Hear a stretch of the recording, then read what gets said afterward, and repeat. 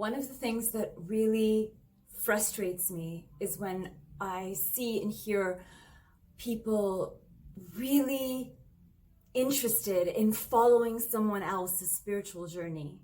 And I think there's a great wisdom and a beautiful experience to be had in listening to the experiences of others, especially if we're very new to any aspect of spirituality. But I think where my frustration, and I didn't realize this for a very long time, but when I actually took the time to sit with it, I realized that a lot of what happens, and I did this too, I would put aside my own experiences and sort of deify a spiritual teacher or a person. I would make them my mentor, my guru, rather than finding that space of teacher, guru, master within. And this is a very interesting and I think subtle way in which we give our power away to others. And this isn't about good teachers or bad teachers. It could be the best spiritual teacher, the kindest, most loving one, but it is really how we show up in that relationship, how much we allow ourselves to receive not what the teacher is saying, but rather what the teaching is. And it's one of the reasons I so easily would get swayed by what other people said. The famous spiritual teachers of the world, is that I had a very weird relationship with the student-teacher dynamic. And I think most people are like this. We often grow up in an educational environment where the teacher is in the front of the class, the students sit, and we are expected to have rapt attention span. So it doesn't matter if you're 3 years old or 25 years old. The teacher is the subject matter expert. They're the authority. You're here to learn.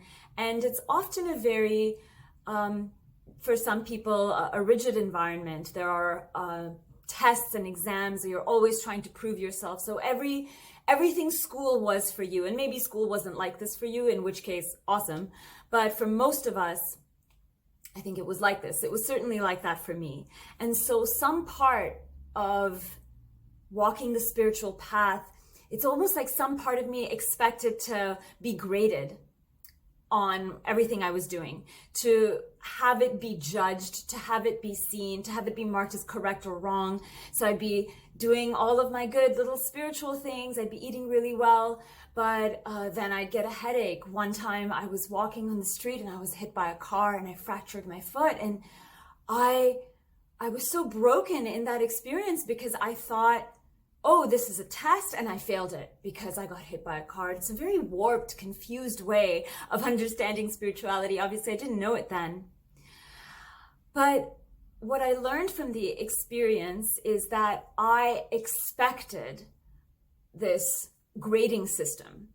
And whether it was an actual person that was a teacher or it was just my relationship with the universe, I expected to be judged and graded. I wanted it to be that if I did good, if I did well, I'd get a good grade and I would have infinite happiness and everything that I wanted. But that is so outside of what we're here to experience. And it took me a long time to have comfort. Maybe that's not the right word. It took me a long time to actually find the comfort in myself to sit with what I expected from life, how I was showing up, and what this, teacher-student dynamic was, because I made it about knowledge and power and who holds, data, knowledge, and information, knowing as much as you can about all of the subjects and having all of the answers. Whereas that is not the experience of life, at least I'm here to have. And I'm very thankful that I'm aware of that now. But it was quite a colorful journey. And to me, I actually had to sit with what, I do not learn in a rigid environment, but all of us need discipline. I was really struggling with this a few years ago, and I had told a friend of mine, and she said, well, the word discipline comes from disciple, and disciple actually comes from love. So it isn't following something from a rigid structure of do this, don't do that, good, bad, pass, fail, but rather we create structures that support us in love. So love of self, love of other, love of plants and animals, love of the environment, love of God, love of the experience of just being here in the moment, in the here and now, and feeling our breath in our body, the love that is breath in our body that goes deeply into the lungs, into the diaphragm, that opens us up. What is the discipline required that allows us to love more? What is the discipline that is required that allows us to have healthy boundaries? What is the discipline that is required that allows us to experience life, our life, regardless of what it is, and start to transcend our judgments and our preferences and just receive it for what it is? So these are some of the questions that got me started down this path. And one day I was sitting at this beautiful summer day, and someone was growing sunflowers in their garden, and I was in a park. And if you've ever, noticed sunflowers, they are disciples of the sun. It's not that they wilt and die at night when the sun isn't there, but when the sun is out, they receive it fully. And it's an interesting, it was an interesting moment. Like, I remember just sitting there watching the sunflower, in the sun. It was a windier day, so there were clouds, and the sun would hide behind clouds and it would pop back up, and all of, the people who were around were like, oh, the sun's back in its clouds, and no, it's back out now. So they'd be sad when the sun was away, and then they'd be happy when the sun was out. And the sunflower was consistent in its discipline. It just faced the sun. And when the sun went away from it for the night, it just, did what sunflowers do, I guess. But it was a beautiful plant teaching of the trust that we have in ourselves, the trust that, we are conscious humans. We know rationally, logically that the sun will rise again in the morning. But whatever it is that sunflower consciousness is, or the consciousness of any plants and flowers, they know by feeling, they know by warmth, temperature changes, the dew that collects in their leaves. Like the entire nervous system of plant life is very different than ours. And so the wisdom that we receive from our plant alliances, our plant brothers and sisters, is therefore very different. And I personally, not everyone connects to it, but I personally find a lot of wisdom, a lot of beautiful, brilliant teachings that help me get out of my head and back into my body and back into the connected oneness that we are when I allow myself to receive teachings from plants. And so this relationship between,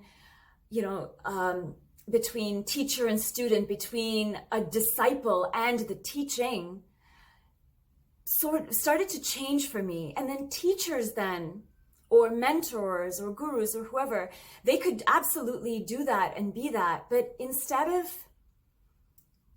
me like bowing to a teacher or like putting them on a pedestal or deifying them or, lightly worshiping everything they say, it became more about understanding that there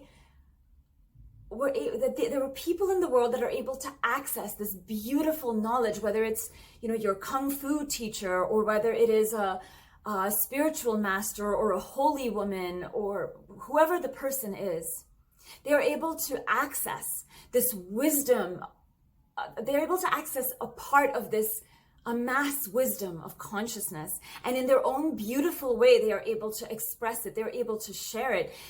In a way, they're not gatekeepers, but they're like the doorway into this knowledge that was previously maybe not accessible to us. But then through this practice and process of showing up and sitting with a teacher or a guru, we are learning to access to interpret this information. And the work here is not to listen to the guru. The work here is to open our hearts and receive the teaching so that it may start to do its work within, so that we surrender not to any person, but that we surrender to the teaching. We surrender to what is divine, to what is God, to what is quantum, to whatever it is that reminds us of our infiniteness, whatever it is that activates this wise one within and allows us to hold that remembering moment to moment, day to day, cell to cell within our being of who we actually are and who we are here to be. And there's certainly a beauty and a wisdom in finding all of this in yourself and then sitting in Sangha, sitting in community with other people who have also done it. Then we realize that these people that were once, our gurus, that are teachers, and we once had them on a pedestal, that we are actually all equal. We're in different parts of the journey. We all have our own life experience. We all have our own unique expression of how we're going to say things. And when people show up, maybe they resonate with me. Maybe they can't stand anything I'm saying and they resonate with you instead. And this is actually the practice of showing up in our spirit, showing up and allowing our spirit, our soul, our consciousness, our inner wisdom to shine through us, shine through our eyes, our skin, our words, our actions, and to show up in the world in a very different way. And then we all become teachers, we all become gurus, we all become masters, not to other people, but in ourselves. And this, I think, is the great difference in when we walk in mastery. This is that beautiful relationship between sun and sunflower, where it is a plant, but its name has the word sun in it, because it is in a constant relationship. It is in response to the light, to the warmth, to the heat. It faces the sun at all costs. And when the sun is not there, it's still a sunflower. And in its brilliance and its color and its fragrance, it feeds the bees and other pollinators around in its environment. Sunflower is so nourishing to the human body. Sunflower seeds, sunflower oil. There's a real brilliance, and the relationship that comes from this, from the discipline that we create in ourselves, nourishes the world.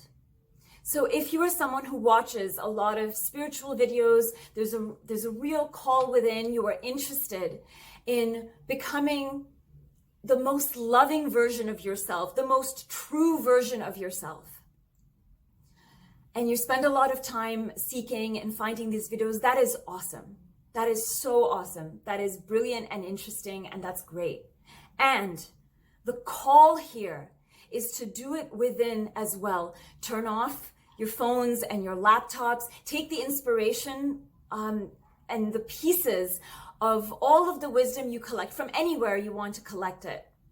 And then come back and sit within, and the mining takes place inside. We mine for the treasures within so that we see, we seek the diamonds within ourselves. There is a glory in appreciating the diamonds that other people have found in their being, and that they show up and they share in the world. And then we return to ourselves and we mine our inner diamonds. These are the moments that take place in the quiet within the self. There's no showing it to anyone else. Maybe you do it in the shower. Maybe you do it on the toilet. Maybe you do it during your morning or nightly meditation. Maybe you do it during an afternoon stroll. Maybe you hold a cup of tea or coffee and you speak and you pray into it. You pray into that remembrance. And then when you receive it, you open yourself up to way more than you ever realized. This is a real call to integrate that work within yourself. It is not simply that we are spiritual because we watch a lot of videos or we read a lot of books or we amass a lot of other people's experiences. That is a beautiful part of the process, but it is actually a very small part. So I hope this helps. I hope this provides context, and I hope you are excited to truly, there's this Sufi saying, wash yourself of yourself. And I don't know what that meant to Rumi or whoever said it, but to me, it is in those quiet moments where there is no one else and it is simply my thoughts, my emotions, my memories, my actions, my experiences, and the consciousness within me that holds all of them. And whatever is true in the moment is simply true in the moment. And it is that practice of accepting yourself at all costs without judgment. Have a beautiful day.